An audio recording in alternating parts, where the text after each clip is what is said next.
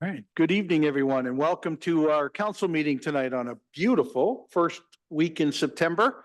And seems like the summer went too quickly, but we're back now to regular council nights, first 3 Mondays in each month. So welcome. It's the 13th meeting of the 144th Council of the Corporation of the City of St. Thomas. And we'll move first to disclosures of interest from any of the members. Seeing none. And I wanted to also suggest, I'm wearing my headset tonight. I'm having a hearing aid problem, but this helps me hear better. It is not a listening problem for those watching at home. It's a hearing problem. And we'll go next to minutes. Thank you, Your Worship. I have motion that the minutes of the meeting held on August the 12th, 2024 be confirmed. Peters. Moved by Councillor Peters, seconded by Councillor Wookey. Questions or comments on the minutes? Seeing none, all those in favor? Any opposed? Carried. Well, we will next move into deputations. We have one deputation this evening before us. Lindsay Rounds from St. Thomas Stars will speak to council about the upcoming season and to introduce Jumbo, the new mascot of the St. Thomas Stars Junior Hockey Club. Yeah.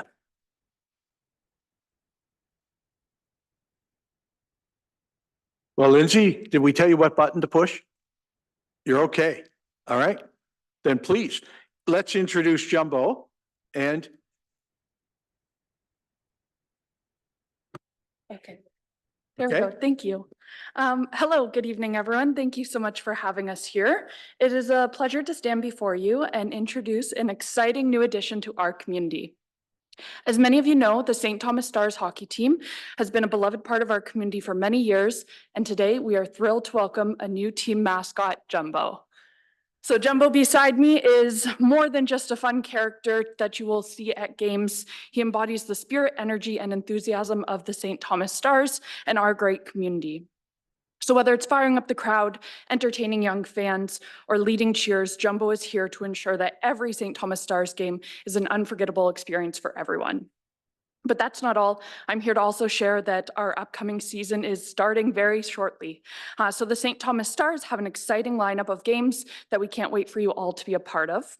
So our regular season home opener begins on September 20th against the Strathroy Rockets. And then after that, you'll see us nearly every Friday night at the Joe Thornton Arena for a ton of great games this season. So we're really excited. It's going to be some tough competition this year, but with the energy and support of our amazing community and fans, we are confident that the Stars will be shining bright this season. So I'd like to extend a heartfelt welcome and invitation to each and every one of you to come out to a game this season, support the team, whether you're a lifelong hockey fan or just looking for a fun night out. Live hockey is one that you won't want to miss. So mark your calendars, come on out with your cheering voices, and we can't wait to see you at a St. Thomas Stars game this season. Thank you from myself and Jumbo. Thank you. Okay. A quick round of Go Stars Go. Go. Okay. I'm sorry, I left it to the clerk, but she didn't say it. So I will. It's great. Not often we can actually point to the elephant in the room. Yeah. Thanks, Jumbo. Thank you very Lindsay. much. Thanks. Your Worship, Peters. Yes, Steve? Sorry, Councillor Peters? Thanks very much, Your Worship. As a Jumbo maniac and a big fan of Jumbo, it's so exciting to welcome Jumbo to our community. Fits in very nicely with our famous local son, Jumbo Joe Thornton. And it's been a long time since we've had a mascot associated with any sort of sports team in St. Thomas. I think the last one that I can recall is Wally the Wildcat. That's right. From our old St. Thomas Wildcat days. So welcome back to the community, Jumbo. Yes. Thank you. Any other questions or comments from council? Seeing none, we'll move on with our agenda. Thank you. Council will now resolve itself into committee of the whole to deal with the following business. First committee this evening is strategic direction and development. First item relates to the St. Thomas Elgin 10-year housing and homelessness plan, the 2023 progress report. I have a motion that report SESS 0724 relating to the St. Thomas Elgin 10-year housing and homelessness plan 2023 progress report be received for information. Moved by Councillor Kohler, seconded by Councillor Gibson. Okay, questions or comments on the report, the housing and homelessness report? Councillor Kohler. I just have a comment and I just want to say great job by everybody. When you look at what's happening in St. Thomas and you go to other communities, everybody knows that this is a national epidemic that's going on, but the work that's happening here in St. Thomas and the proof right here in the reports and the taking stock report is just amazing, and congratulations on that. But you know, when you look at that and look at how you've laid it out in the taking stock working program there, not only are we dealing with the homeless people, but we're preventing people from becoming homeless. And that whole piece that you have in there, I think is really important. The work with what you're doing with keeping people in their homes, not just trying to find people's home, but just great job. And I think other communities should come here and take some lessons from what's going on. I know we have a lot of work to do, but this is really showing what we have and you've accomplished. And I just want to congratulate everybody on it. Thank you. I'll go to Councillor Gibson, then Councillor Herbert, but Ms. Nielsen, you're the star of the show. You didn't come in a costume, but you get you a little house or something. Please, if you have anything to share on any of the comments, this is an excellently written report sharing where we are. As Councillor Kohler has just said, we're not there. We're not done yet. And you're leading the pack in getting us done or getting us to a finish line. But in talking to many of my other colleagues around Ontario, they have a lot of questions for you. Because I tell them, I don't know, go ask Danielle, she knows what she's doing. So we'll go to Councillor Gibson. Thank you, Your Worship. Danielle, I'd just like to thank you again for the report and having these numbers, because, you know, we get asked, I'm not the only one, I'm sure we're all asked, what are the numbers and what are we doing? And this really helped quite a bit for myself, even to understand a few things that we're doing. So I would just like to say thank you to the staff and the community partners in our community and those who are keeping people from being homeless. And really, it's really wonderful because we have people on the outside of this community looking in to see exactly what we're doing here. Thank you. Thanks. Go ahead, Danielle. Go ahead. I just wanted to say through you, Your Worship, to Councillor Kohler and Councillor Gibson, thank you very much for your comments. It means a great deal to have your endorsement and support. I wish I could take credit for all of the great work happening in our community. I have the privilege of being the face and the voice often and supporting our community partners, but this is the work of St. Thomas. And it's excellent. And yes, I do get lots of phone calls. Thank you, Mayor. Councillor Herbert, and then Councillor Baldwin-Sands. Thank you, Worship. Well, thank you for the report for sure. My question is, you have a lot of extra work there that you're putting in. How does your team cope with all the extra stress? Is it a real problem for them? Or is it something that they just dig in and keep working at it? I'm just curious. Through you, Your Worship, thank you for the question, Councillor Herbert. That's quite thoughtful and insightful of you to ask. It is hard work. Some days are more difficult than others. I'm very fortunate to have a strong team that works with me that is both resilient and hopeful, and those are immeasurable in this work. And together we support each other to get through those tough days. We keep our eye on the ball. The ball is housing for all, and we are very intent on reaching that goal. So that's some of how we cope, if that helps to answer your question. Councillor Baldwin-Sands, then Councillor Clark. Thank you very much. I echo what has already been said and would like to offer again my thanks. And will also let you know that I will continue to support in the way that I can as a member of council. All of that being said, on our recent return from AMO, I will let the mayor actually speak to it, is how many times our initiatives here in St. Thomas are being recognized by some of the other communities, and some of the shout outs and some of the questions that we fielded when we were there. I was hoping that the mayor could take a couple of minutes to let members of council know the accolades we received at AMO. Well, It's all thanks to you. Well, I'll be happy to, but your name gets mentioned when we talk about it. The staff gets mentioned when we talk about it. The unity of this council and its work it's done in the last 4 or 5 years towards housing and the Built to Zero goal of ours is well known. and we're not shy. We've gotten over our shyness and we do talk about it. Councillor Peters was also at emo with us and I know, I didn't know he had that many friends, just to let you know, everybody in the room knew who former Speaker Peters was also. But it was really quite a unique situation. The housing minister individually spoke of St. Thomas in his keynote address. The premier spoke of St. Thomas in his keynote address, and not just for some of the industrial work or revenue gaining work that we've been doing, but to talk about if you can move forward in every level. And we know that housing's been a crisis, and that's really what was said to us and about us. And I often use the word us and we instead of I, because I know it takes a whole team, and I've seen your team hard at work doing it. So let's keep doing it that way too. Councillor Clark. Thank you, Your Worship. Through you to Danielle or yourself. I'm just wondering, in the first bullet is the increasing the housing supply options to meet projected needs. I'm just wondering if we've been able to move the needle at all with developers in terms of, are they jumping on board yet in terms of tiny homes? We've got the Y project, but again, that's kind of a hybrid project.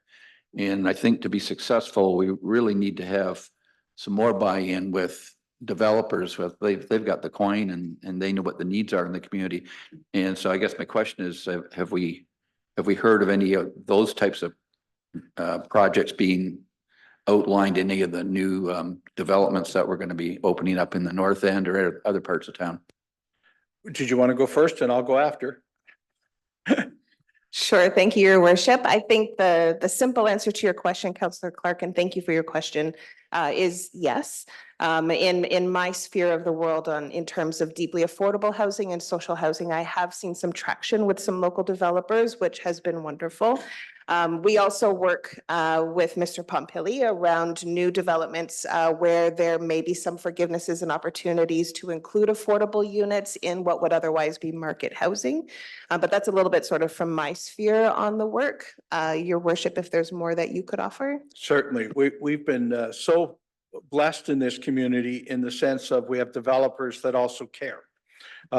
Yes, they're a profit center. They are a business and they have employees to pay and the like. But when you look at a project like Tiny Hope, it's one of our major developers has gone forward and is helping with it. Also with the intent that as we develop a tiny home type scenario, we could also do that as a mixture in some of our subdivisions as a less expensive type of village that could be built. On my way home from AMO, I went to Collingwood and Blue Mountain and met Doug Terry there with a number of other people. And he's looking at a great deal of work that's been done from a village concept and what we can do going forward, whether it's in the railway lands or in other developable lands. But we're doing groundbreaking Thursday at Eastwood. It's over 80 units of deeply affordable housing that we can be participative in. The city of St. Thomas jumped in immediately and said, well, we don't want just a private group to do this on their own. We can help you with it because it means we don't have to build as much. We can take on your role too. And so with the Eastwood, I don't want to steal their thunder for Thursday, a groundbreaking that they're doing, but we'll talk about some more of that coming. I think this also entices other builders to come in and say, it's a good thing to also be involved in. And we're here to listen, whether it's through our community improvement plan or some changes to planning or anything else that the community can do, the city can do from a bureaucracy point of view or a method point of view to also make it easier to build homes in our community. And that's part of what the conversation was also like among other mayors is that, look, sometimes you just got to get started and say yes and move some of these projects forward. And it's working. We've got quite a bit more to go, but boy, we're seeing the light on the horizon that is zero. That is homelessness gone. So we'll keep doing it. And thank you for your help on that too. I hope that answered your question, Councillor Clark. We've had more than one other builder. I mentioned Doug Terry specifically, and I probably shouldn't have started mentioning just one. but others that have come to visit with us too, including some new developers in the Northwest and the Sandy Mount area, talking about what else we can do from a density point of view, in creating affordability. So yeah, I think there's a lot more to come in our community, and we say yes. Further questions or comments? Seeing none. Danielle, thank you so much. I'm doing a TVO show tomorrow on home housing and homelessness for our community with a couple of other mayors. And thank you for bringing me a most timely report to have in front of me for tomorrow. I read this with Ernest yesterday while I was sitting there trying to say, what will I say? So thank you very much. Next item. Oh, wait. All those in favor? Any opposed? Carried. All right. Next item relates to Community Improvement Plan Project for 109 Ross Street. I have motion that report PD 2424 relating to a community improvement project by Yahamu for 109 Ross Street be received for information, and further the council approve a residential grant and loan, development charge grant, tax increment grant, and planning and building fees grant for application 2024-141 as submitted by Ayahamu for 109 Ross Street. And further, council direct that a bylaw be prepared to enter into a residential loan agreement with Ayahamu relating to the CIP project at 109 Ross Street. Moved by Councillor Herbert, seconded by Councillor Wookie. Great. Questions or comments? If I could comment, this is a question, an answer to Councillor Clark's question. And we do these almost every week now at council, where our own community improvement grant is causing developers to come here and build, whether in this case it's four units or more. So I think it's something we're purposely doing, and people are noticing and coming here to do it. Further questions or comments? I promise I won't comment on everything tonight. All those in favor? Any opposed? Carried. Next two items are notices of a public meeting from the Committee of Adjustment. Meeting takes place on September the 12th, 2024 by Zoom. The first one is an application for minor variance by Multiland Pacific Limited to permit a minimum of 23 parking spaces, whereas zoning bylaw 50-88 requires a minimum of 28 parking spaces for an automatic car wash at 1022 Talbot Street. And the second is for a minor variance by Jeffrey and Tracy Sear to permit an addition to an existing residence to be 6.096 meters from the rear lot line, whereas the minimum rear yard depth is 10.5 meters, and that's at 81 Vanier Place. Your worship, if there are any further items from the members for this committee? Seeing none. If not, we'll move into community engagement and services. At this time, there are no items on the agenda unless there are any items from the members. Seeing none. We'll move into infrastructure and civic operations. First item relates to a road closure request for the Santa Claus Parade. I have motion that report ES 3824 relating to the road closure request be received for information. And further, the council approve the temporary closure of First Avenue from the north side of Talbot to the south side of Redan Street from 3 p.m. to 8:30 p.m. With the east northbound lane available for emergency vehicles, and Talbot Street from the east side of First Avenue to the east side of William Street from 5:30 to 8:30 p.m. on Saturday, November 23rd, 2024. And further, that access for emergency vehicles be maintained at all times through the closures. And further, that parking be restricted between 5 p.m. and 8:30 p.m. on both sides of the roadways along the parade route. Moved by Councillor McCully, second by Councillor Kohler. Questions or comments? Seeing none. All those in favor? Any opposed? Carried. Next item relates to the solar panel installation RFP award. I have motion that report ES 4024 relating to solar panel installation RFP 2024-041 award be received for information, and further council award RFP 2024-041 to Resco Energy Inc. in the amount of $896,400 excluding HST. Moved by Councillor Baldwin Sands, seconded by Councillor Gibson. Questions or comments? Councillor Herbert, then Councillor Kohler. Thank you, Worship. This looks like a great project for our city. I just wonder what type of follow-up will we receive? We have other buildings we could be working solar panels into. So I'm just not so, how will we know this is a success? Is it a 5-year period or? I think we're going to have an expert come and answer your question, Councillor Herbert. Kevin? Thank you, your worship, and through to you, to Councillor Herbert. We only received funding to do this facility at this point in time, so that's what we're going to move forward with at this point. But it doesn't mean we couldn't look at some of our other facilities to see if this can continue to be a positive benefit for the environment and our electricity consumption. Councillor Kohler? I get it. And it's okay if you don't have the answer for this, but I know when we originally talked about this, I think the last budget, because we were looking at the revenue stream.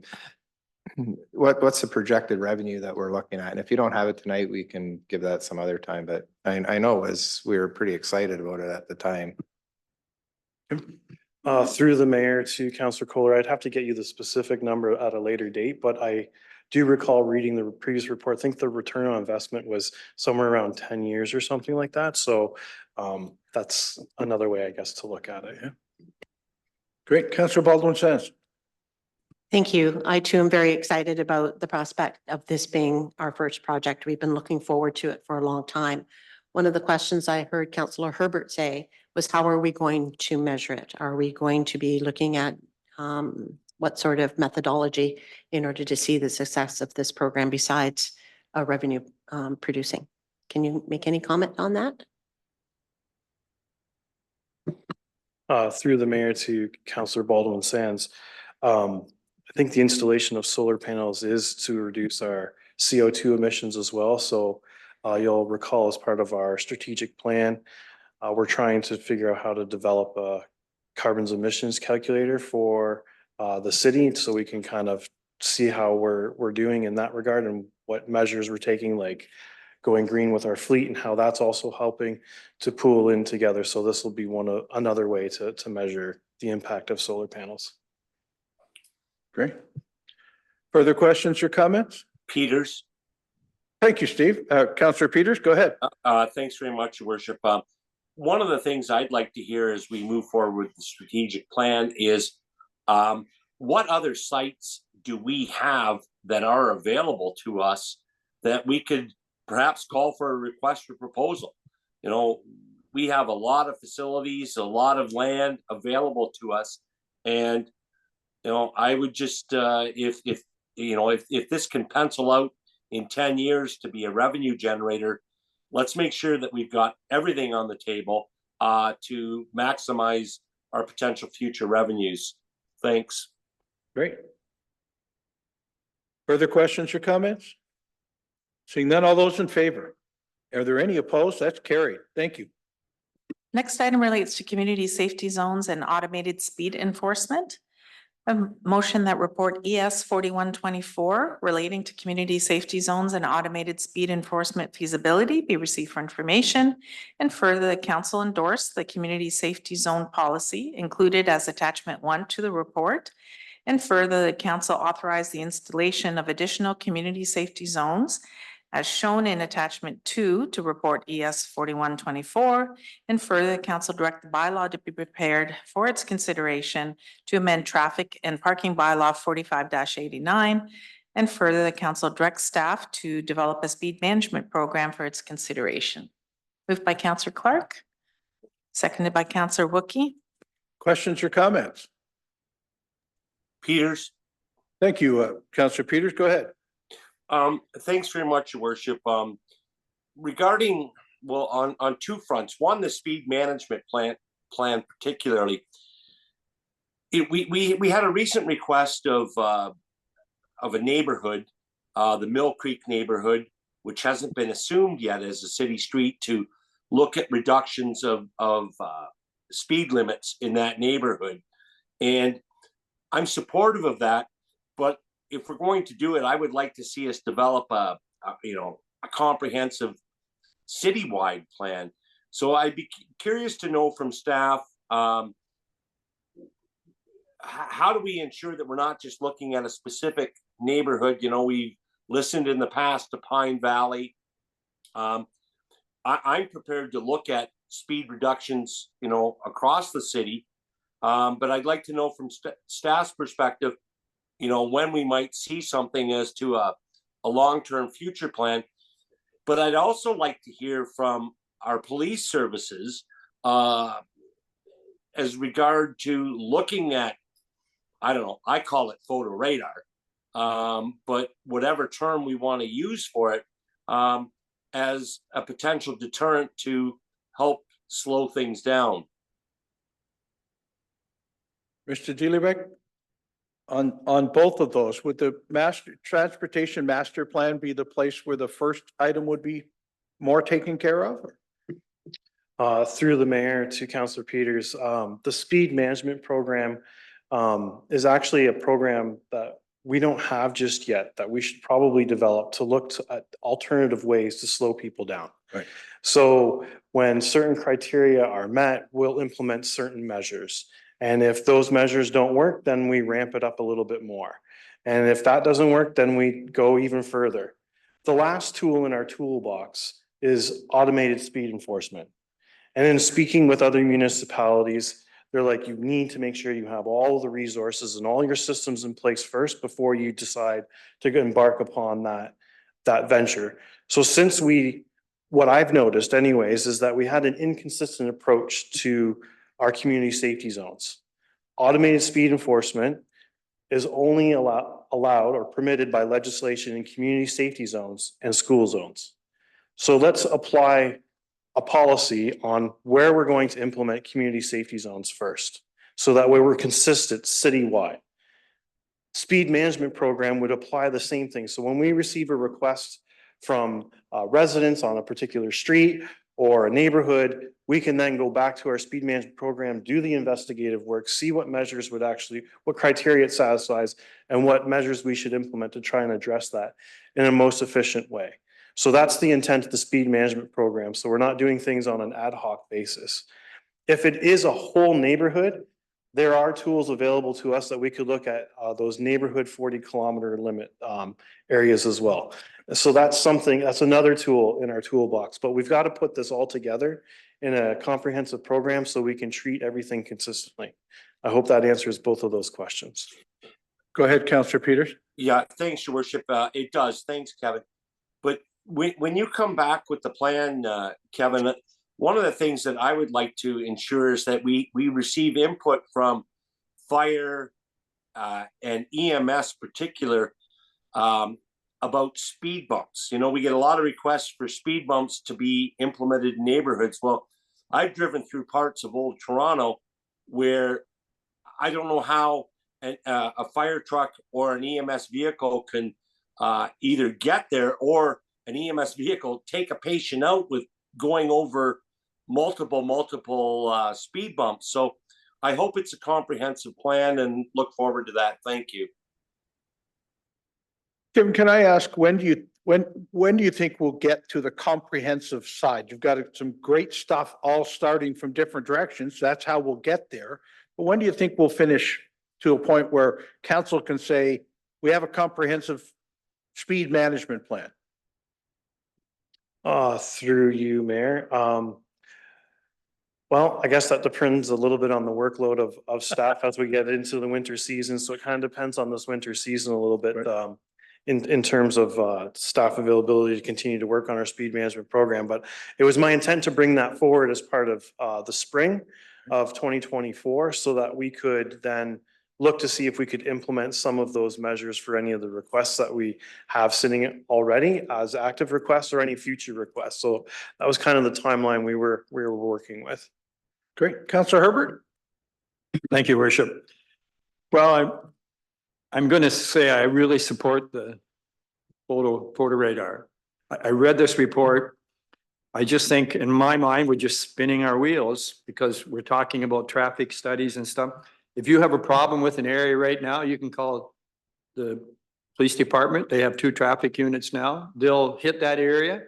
But when you put in photo radar, you're putting it in for 24/7 every day, everywhere you put it. I mean, London has put it in quite a few years now. It works. I can tell you, I got a ticket with the photo radar when I was in Germany. I was 8 miles over a kilometer coming off. There's my picture. They send me a bill. I mean, I learned from then when it says slow down to 30, I slow down to 30. You've got schools opening up tomorrow and there's going to be people speeding up and down. I saw in the report, you're talking about adding another traffic or another officer. That officer can only be in one spot at one time. And next day he leaves, goes to another one. They speed. People are speeding. It's that simple. And we need to slow them down. We can have all these studies and all these reports. We need to slow people down. Someone's going to get hurt. Anyway, so if I came to a vote, I would vote for photo radar. Go ahead, Kevin. Through the mayor, I just want to ensure we're talking about the same thing. Automated speed enforcement is not the same thing as photo radar. I just want to make sure that we're clear on that piece, that those are different pieces. We had some conversation with a couple of companies at AMO who are into automatic speed enforcement also. And so there are some other municipalities moving there. I agree with you. A comprehensive approach to community safety is a better way. And you're having conversations with our police services about it. Great. Let's keep going that direction. I agree with you. The final piece may be automated speed enforcement. So let's get it together so we can vote all on one thing instead of trying to do little bits at a time. Thank you, Kevin. Further questions or comments? Seeing none, all in favor? Any opposed? Carried. Your worship, unless there are any further items from the members? Councillor Baldwin Sands. Thank you. I was hoping Director Pompili would be here. I have a shout out and a thank you to say in regards to a customer service complaint that was generated a few months ago and has just been recently resolved. And it involved our customer service line, our bylaw enforcement officers, our parks and forestry, and contracted cleaners and maintenance workers. All of them worked for several months on cleaning up an older property in the community that is no longer in use at the corners of Inkerman and Woodworth Ave. And I would like to thank the residents for bringing this matter to my attention and their patience and their guidance since a few months ago for making this happen. And the file is now closed to their satisfaction. Thank you. Thank you for the good news, Councillor Baldwin Sands. Councillor Herbert. Thank you, Worship. I hope this is the right place, but I got a couple of questions for Jeff Bray about the new animal shelter. If we could get an update on that, is this the spot to ask? Okay. Sure. Mr. Bray. Thank you, Mayor Preston. Through you, we are set to release pre-qualification call for qualified general contractors on Friday. That's going to close on October 7th. From there, we will release the tender to qualified general contractors on October 14th. That should stay open or will stay open to the first week of November. And I will be returning to council with a recommendation to award that month. So, and then from there, part of the pre-qualification will be timing on the contractor's part. Great. Go ahead, Councillor Herbert. Secondly, so this is a compliment now. At the first of the season, grass cutting was seen to be an issue, but I'm telling you right now, when you drive around the city, it looks fantastic. Talbot Street looks great. Parks look great. The streets look great. So that's a compliment to your department. Thank you very much. Staff will be happy to hear that. We all know it was more or less a perfect storm what happened this spring. Next spring, we'll have more staff on, so we don't anticipate the same issues, but I really appreciate that. Thank you. Great reaction. One more? Well, I got a couple more, but I'm not sure. I'm on a new business, but not sure the right spot, but they're short. Go. Thank you. We had a tragic drowning on the weekend, and I think we need to recognize our emergency services, our fire, our police, our ambulance. We're so lucky to have the people we have that answer first responders. So congratulations to you guys for sure. I don't know if you want to comment or anything, but if you want to, that's fine. To your worship, to Councillor Herbert, thank you for those kind words. Yeah, it was a moment where all the services came together. We reached out to some services that we have never reached out to before. This is a first for us. We had a gentleman from the Coast Guard brought in a device that we've never had to use. He had a sonar that went on the side of our boat, and he had an underwater drone that helped with the recovery mission. We had the underwater search and rescue team from the OPP attend, but they're not suiting up and getting here anytime soon. They come out of Aurelia. It's Aurelia on a long weekend, so it was 5.5 hours for them to arrive on scene. We still continued to do our service and still staff the city with fire trucks and attended to many emergencies, but the combined effort from OPP, St. Thomas Police, St. Thomas EMS, St. Thomas Fire, and the Coast Guard unit worked simultaneously together to do what we needed to do. But thank you for those words. Thank you, Chief, and say thank you to all, please. Thanks.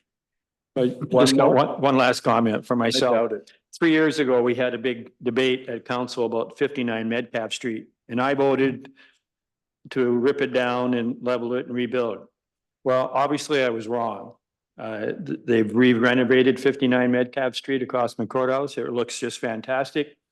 So there are some times I know when I vote, I think I'm voting right, but I think I voted wrong. So just wanted to compliment that building on 59 Metcalf. It looks so good. Thank you. Okay, great. Councillor Clark. Thanks, your worship. The recent study that we passed on Waterworks Park has created a lot of interest with citizens. And I'm just wondering if part of that study will have public meetings where there'll be public input, and whether or not we've considered, whether staff's considered revamping our environmental stewardship committee. We had that going for the Lake Margaret project, and then COVID hit. And the project, the committee was disbanded, and we've never had it started up again. And I was thinking that this would be an ideal time for public input on waterworks. Mr. Bray. Thank you, Mayor Preston, through you. At this point, Councillor, the study is going to look at the viability, integrity of the dam and suggest solutions to either repairing the dam or removing it. Once we determine that, then we will involve the public. So that, I think, in my opinion, the public would get involved in the second phase when we look at how mitigating the dam and its use or purpose and how it affects Waterworks Park is really the critical piece. I mean, everyone knows Waterworks Park is one of the crown jewels in town. So that's when we're really going to want public input on how we move forward in the impacts of the dam, how we address that, and how that impacts the park itself. Supplementary then. I guess the public was feeling was that with some people that have expertise is that there may be ways, I think the big worry was that people want to see the lily pads remain, but there's ways to ensure that happening without having the cost of rebuilding the dam. So they were making sure that they wanted to make sure that they got their information in front of you as part of the dam project, because it's a costly venture to rebuild a dam. And why are we rebuilding the dam? We don't need it. The reservoir is not for water anymore in terms of drinking water. And so the whole system is redundant, and it would be costly if the only reason we're having that dam and that reservoir is for the lily pads when there's other ways to accomplish that. So I'm worried about it. I guess a chicken and egg thing, or horse before the cart. Mr. Bray, you wouldn't say no to other people's input. So No, we have people who have some input and expertise. Yeah, that's absolutely correct. And I just want to reiterate, we don't want to presuppose anything.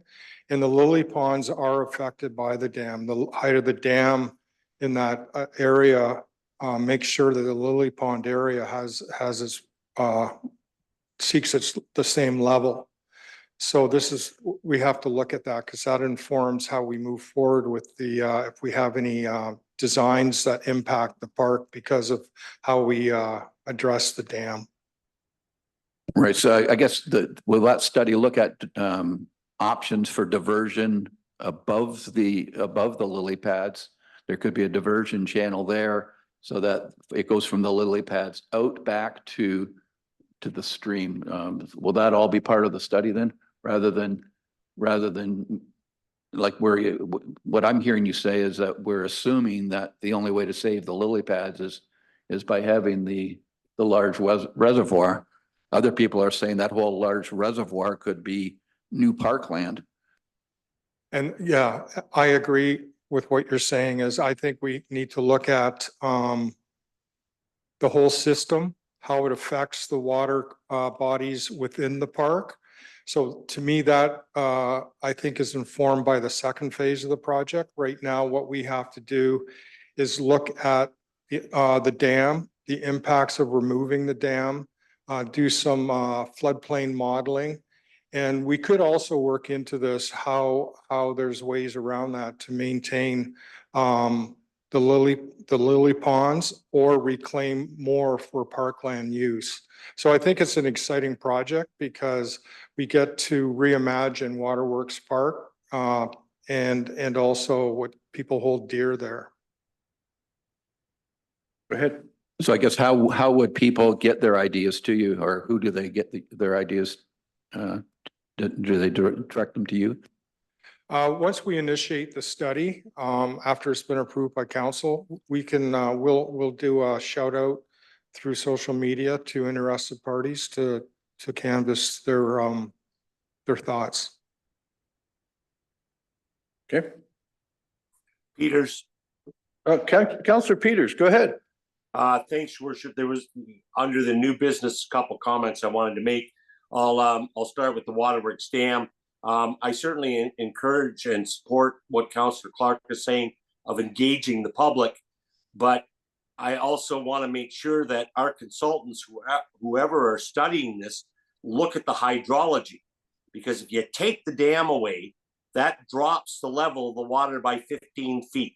That drops the level of the reservoir by 15 feet. The ponds virtually disappear.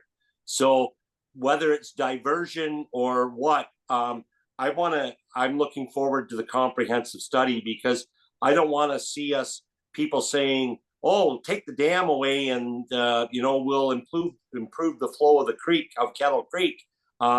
We need to look at the residual impacts of that. So I'm prepared to let this study run its course, but certainly encourage the public to be involved. I want to go back to the animal shelter. Your Worship, we've been discussing the animal shelter for 5 years now. And I recognize we've had COVID, we've had tenders that have come back, and I don't want to presuppose what is going to come back, but I am going to presuppose, because we need to get on with an animal shelter. And if the tenders come back and saying that, we're way over budget once again, how do we scale this back to focus in on what we need to do?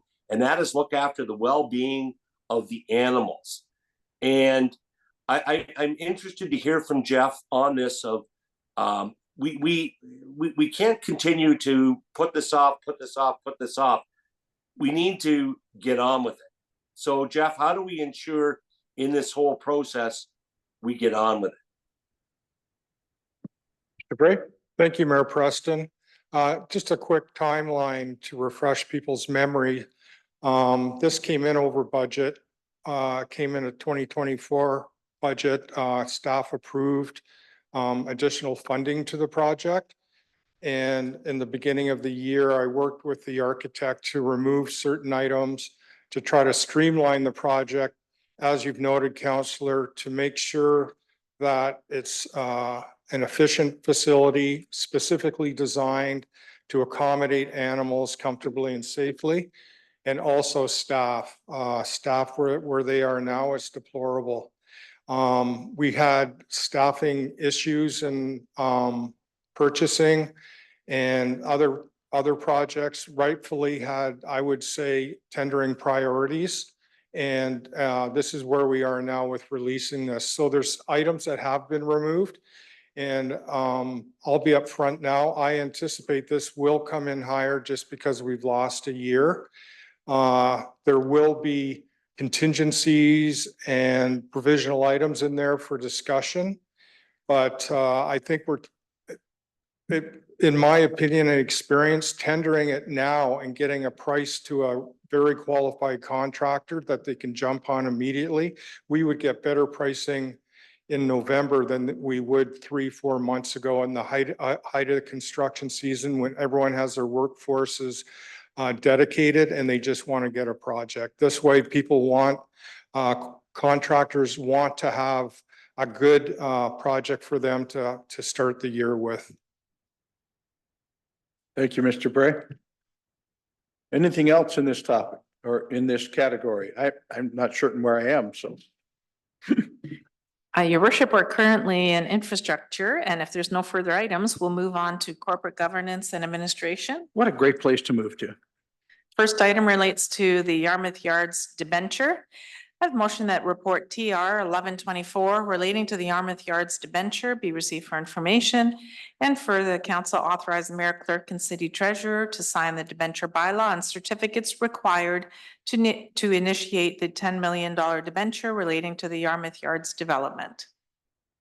Moved by Councillor Wookey, seconded by Councillor Herbert. Questions or comments? Seeing none, all those in favor? Any opposed? Carried. Next item relates to the Municipal Accessibility Advisory Committee, committee term update. I have motion that report CC 0424 relating to the committee term update be received for information, and further that the term for appointments to the Municipal Accessibility Advisory Committee be changed to the term of council. Moved by Councillor Kohler, seconded by Councillor Gibson. Questions or comments? Seeing none, all those in favor? Any opposed? Carried. Your worship, that concludes items unless there's any further items from the members. Councillor Clark? Thank you, your worship. I wanted to raise a comment that you were quoted as saying in the recent Cityscope, and it has to deal with, well, I'll read the quote, and that's probably the easiest way. It says, shifting to addiction and mental health issues, Preston advised, we continue to push for more detox, rehab, and more curative actions from a mental health point of view. And this is where we think the Ministry of Health should be spending their dollars rather than safe supply or safe consumption sites. And I met with you today because to let you know that I had some people that were concerned that council was taking a stand on safe supply and consumption sites. And you and I had discussion just to clarify that topic because we've never had that discussion. Right. We have felt that the money should be spent up front on those other items. The day that we were to talk about safe consumption sites, Southwest Health had brought it to our attention, and we're looking at doing some research. It was the very day or that week that the province had shut down and decided that they didn't want consumption sites. So I just wanted people to know that this council, depending on how people read that, has never had that discussion. We have not said they're good or bad. We said at that time that if we were going to look at doing anything with Southwestern Health, that we needed to have more information. And so I just wanted to bring that because it's becoming a bit of a controversy when you read some of the things in the national press. Some of the different political parties are taking stands on it now. The Nurses Association, the president of that association, says that it should be part of a multi-pronged approach, so that you need to, we do need to keep our eyes and ears open to new ways of solving problems if we don't spend enough money on proven things. So it's a moot point because we're not doing anything with it, and the province is coming out with some heart clinics, and we'll see how those work out. But I did promise the folks that I would raise the issue that they were right, that we have not made any decision on them one way or the other. Thank you. Yeah. And we truly haven't been asked to. As you say, we're on the cusp of being asked by Southwest Public Health some year and a half ago or a year ago about it, and we weren't forced to the decision. Please trim that out for me. I'll be happy to use that in my next campaign. I do believe that the actions of the provincial and the health minister, it needs to be curative in the sense of rehab and detox. And if those projects don't work for us, I'm willing to then listen to other things. I respect that the quote you used there, I used the word "we," which gave the feeling that it may have been council that was talking. It was not, it was me that was talking. And at the time, we may have meant as the chair of Southwest Public Health, or me as the chair of our community health and safety program also. So I'm not changed my mind. I still believe that the curative action of more detox and rehab beds in our community would be the next first step. After that, I'm willing to listen to anything that helps cure addictions in our community. And I hope I can use "we" when I say we would look for the next steps beyond that. But if I can't, I'll use "I." But thank you for a great conversation today. And I think we're both on the same side of this. We're moving it forward, right? That we want to stop addictions in our community. And part of that article was based on a conversation I had with the gentleman who wrote the article about AMO, where we went there to speak to the Minister of Addictions and Mental Health about the Planet Youth program, a preventative program for youth addictions. And that was the conversation. And so that was still talking about the preventative action of addictions. And the province has moved into a new heart hub situation that does attack or address youth addictions. And I'm happy to see them moving forward on that side. Let's see how much we move forward. Thank you for bringing it up, though. Your worship, if there's no further items, council will reconvene into regular session. I have a motion that the recommendations, directions, and actions of council and committee of the whole, as recorded in the minutes of this date, be confirmed, ratified, and adopted. Moved by Councillor Baldwin-Sands, seconded by Councillor Herbert. Questions or comments? Seeing none, all those in favor? Any opposed? Carried. Next, we move into reports of committees. One committee report this evening relating to the Municipal Accessibility Advisory Committee Annual Site Audit Report for 2024. I have a motion that report MAAC 0124 relating to the committee's annual site audit report for 2024 be received for information, and further that report MAAC 0124 be referred to the Accessibility Technical Committee and Leadership Team. I moved by Councillor Clark, seconded by Councillor Gibson. Questions or comments? Councillor Clark? I just wonder, how do we ensure, and maybe it's just a one-off that happened, but there was an example there of the recent dock that was put in at Lake Margaret. And it's been great. People are very happy with it, but it got put in, and I'm not sure whether the accessibility, because the accessibility committee is now making recommendations about that dock. And I'm just wondering, how do we ensure that things get before our different committees? We ask citizens to be part of the process. And then that one kind of slipped by us. Can I ask city manager on that? Through your worship, it's a good question. I think part of it is as a leadership team, we need to make sure that our projects are getting to the right decision makers, whether it's council, whether it's committee. So I think that I'll be bringing that up with leadership team. It's a good comment, and I want to bring this document itself up with leadership team to make sure what's our follow up going to be on all these items, because it's been presented to council, but also to the leadership team for us to action. So, but I think as a leadership team, we need to be cognizant that there are. We have process, so how are capital projects being reviewed from an accessibility lens? Do we have the right talent in the organization to be applying that lens and make sure that these that, you know, we are building appropriately from an accessibility lens and from other lenses that we have in the community as well. Okay, follow up, Councillor Clark? Yeah, I guess since you're talking about, cabinet or the group, there's been a couple other little things, but since you're talking about like when the tax documents went out, the blue form, it had the old council on that.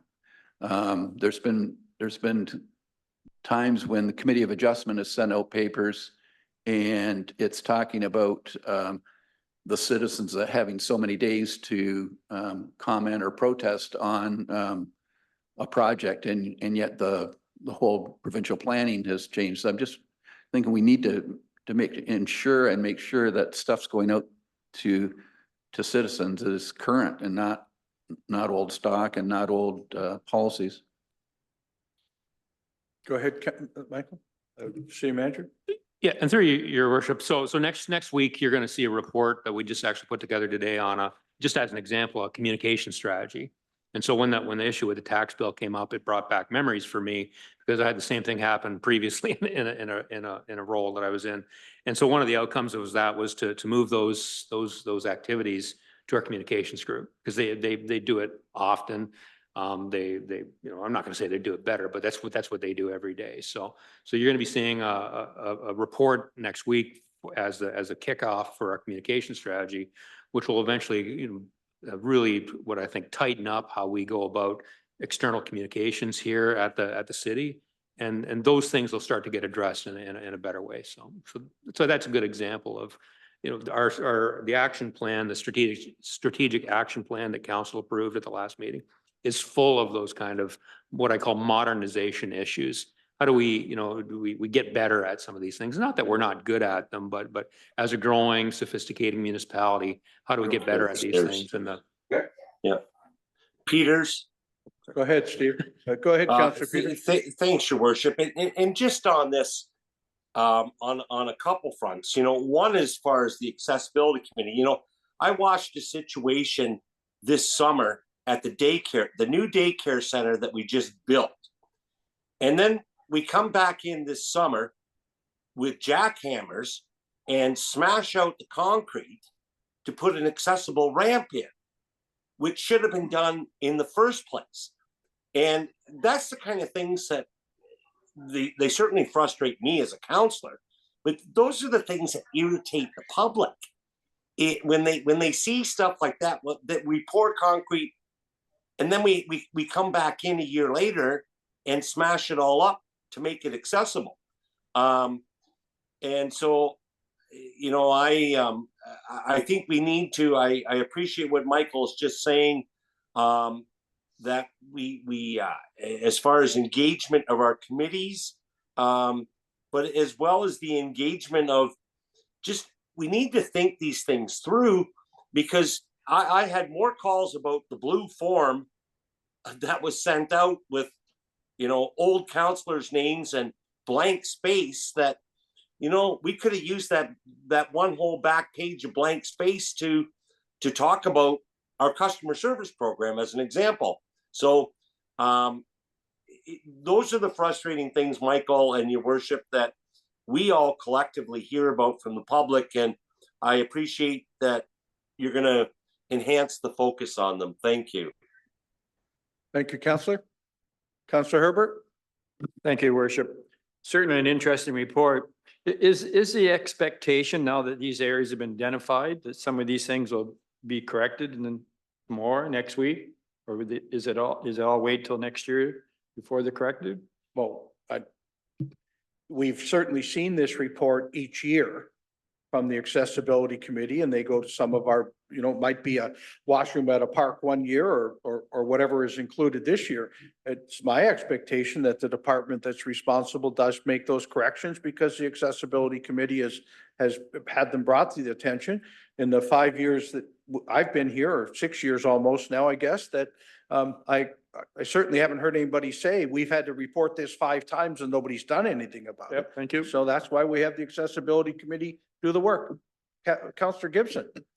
Being on the MAC committee, this is my second one. So the first one, I was really amazed when we met with staff and went through some of the other areas last year, that within a week, we had our regular meeting, and we actually had reports from Adrian and Jeff on some of the items they had already addressed. So depending on what the cost and if they have anything that they can do the work right away, they're there. They're great staff. They make sure they get done what they can get done. If you notice some of the items there, when I'm looking at it, we're looking at maybe some budget items for next year or the following year. So not everything gets done as quickly as we would like to have done, but I certainly appreciate what the staff has done in the past. And I haven't heard any of the items yet. I missed the last meeting, so I didn't get the minutes yet or looked at them to see if there was any work done ASAP, as some of the smaller items can be done. But otherwise, I'm totally grateful for what the staff has done in the past. Thank you. Further questions or comments on the Accessibility Committee's annual site audit report? Seeing none, all those in favor? Any opposed? Carried. Next, we move into petitions and communications. First item is a letter received from Kettle Creek Conservation Authority regarding consultation about the authority's draft watershed-based resource management strategy. The deadline for comments is September the 20th, 2024. The next item is a letter received from the Catfish Creek Conservation Authority regarding consultation about the authority's draft conservation areas strategy, and the deadline for comments is September 27th, 2024. Next item is correspondence received from Chief Roskamp of St. Thomas Police Services regarding the 2023 St. Thomas Crime Severity Index. Next item is notice received from the Ministry of Infrastructure of an unsuccessful application by the city to the Housing Enabling Water Systems Fund for the Northwest Area 1 expansion project. Your worship, that concludes the petitions on the agenda, unless there are any items from the members. Councillor Wookie. Thanks, your worship. In the absence of Chief Roskamp, I just wanted to say to the public, the crime severity index, it was interesting and very positive information for us that over that time frame, the severity index decrease, which in this case is a very good thing for us. And that is a shout out to the police services and their very innovative approaches and what we're doing in the city. So that is such a piece of such good news. And he did provide comparators with other areas. And again, positive comparators. So I want to thank the police services for their work, for their innovative work. And these numbers show that some of the things that we're doing are working very well. Thank you. Thank you, Councillor Wookie. Councillor Baldwin-Sands. Thank you. We've been talking a little bit about it, but hopefully we'll be able to talk in a more wholesome manner. That we went to AMO a little bit ago, and it was Councillor Peters, yourself and myself, as well as Mr. Bradley. I took an active role in 2 of those delegations. And the first one was with the Ministry of Sport, Recreation and Infrastructure regarding the funding announcement that was done. And I did a follow-up workshop webinar on the 27th and brought copies for the other members of my committee. And also, when addressing the Minister of Health, we talked about doctor recruitment for this entire community. There is some follow-up that needs to be done that I will take back to the committee before the follow-up is actually followed through on.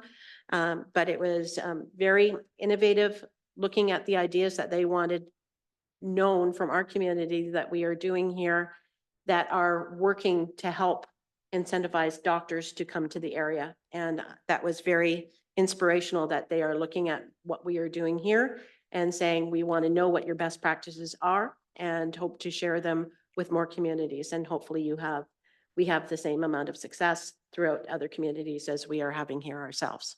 Thank you. Well, thank you, Councillor Baldwin-Sands. And as we did share, there was, some great successes and some great networking that took place at AMO. And I'll ask Councillor Peters also if he has anything else to share. But we took a different and maybe even more unique approach this year, and that many of our ministerial delegations weren't just St. Thomas sitting and talking to a minister as to what else we could do. And those of you that have been to other AMO conferences and stuff, it's been a great period of time. It's worked well.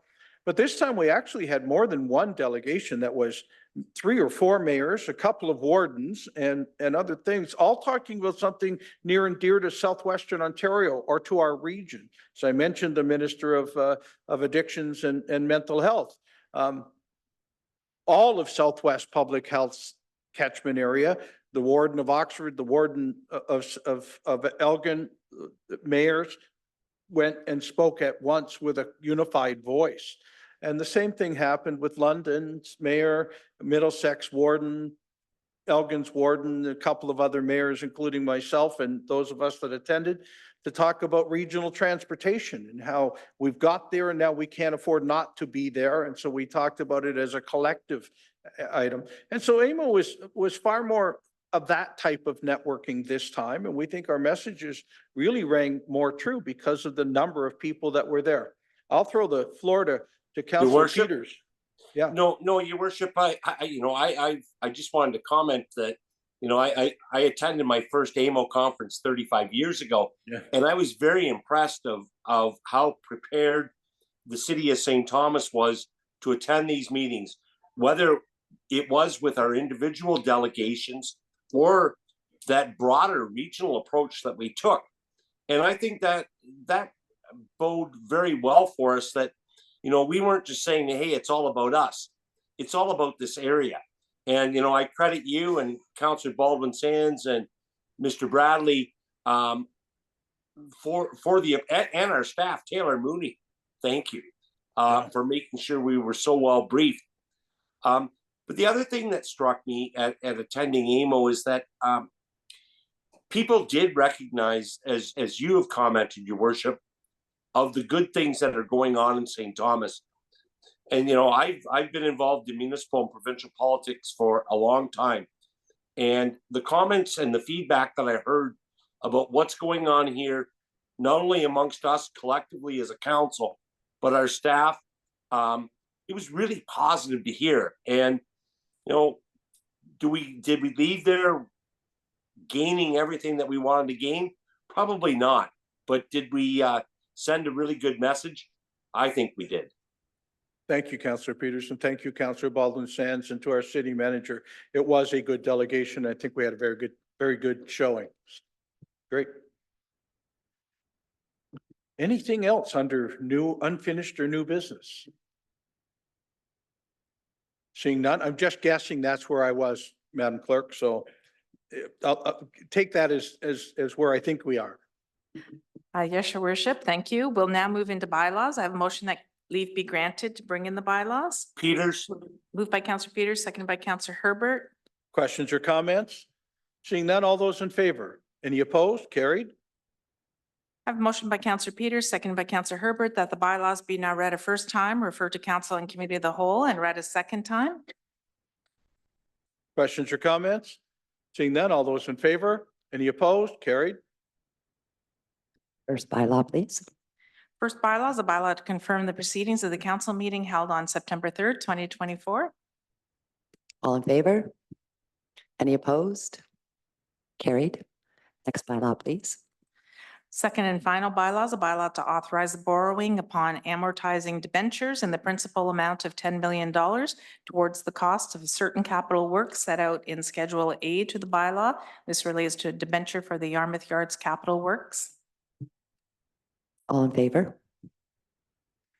Any opposed? Carried.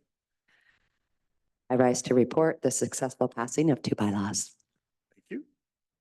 I have a motion by Councillor Peters, seconded by Councillor Herbert, that the report of council and committee of the whole on the 2 bylaws be received and adopted. The same be read a third time, engrossed, signed by the mayor and clerk, sealed and numbered. Questions or comments? Seeing none, all those in favor? Any opposed? Carried. No public notices or notices of motion this evening. There is a need to move into closed session. I have motion that this meeting be closed to deal with information explicitly supplied in confidence to the municipality by the province of Ontario. Moved by Counselor Baldwin Sands, seconded by Counselor McCauley. As usual, I will state before we vote that we're about to go in camera to a private section of our meeting. We'll only rise from that meeting in order to adjourn for tonight and to stop our meeting from tonight. So thank you all for joining us, and we'll move now into a closed session. All those in favor? Any opposed? Carried.